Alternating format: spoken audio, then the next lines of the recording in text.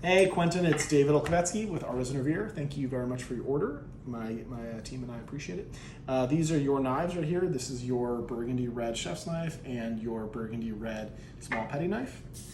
Let's do a quick quality control inspection.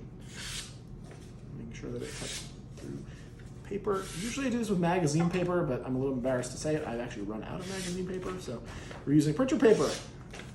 But have no fear, I personally inspected these very thoroughly before I even did this video, so I know they're very sharp.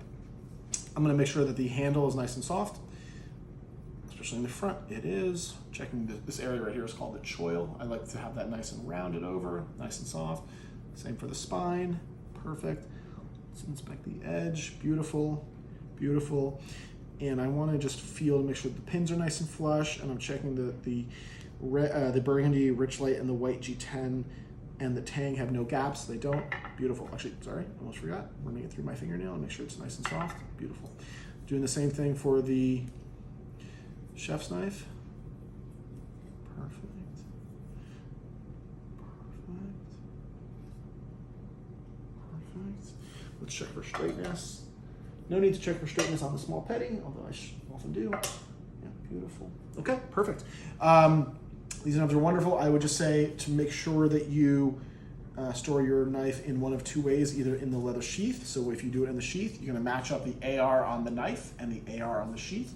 Two reasons for that. Number one, it creates some friction so it doesn't fall out. That's putting it in correctly, that is, obviously. Number two, the bottom of the leather sheath has a welt, okay? That welt is gonna prevent you from cutting through. You can fit the knife in upside down. There is no extra welt on the top. We haven't had anybody actually cut through the stitching, but if theoretically it's possible, this way you're not gonna be able to do it. The other way that we like to have folks store their knives, and this is how I store my knives, is on a wooden magnet. Pop it on like this, take it off like this. Again, you're never gonna do edge to this. The only thing you want your edge touching is a cutting board, wooden cutting board or a plastic cutting board.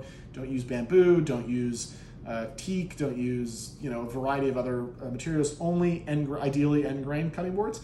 So remember, spine, rotate, take it off, edge, off like that. Okay, thanks so much. Appreciate the order.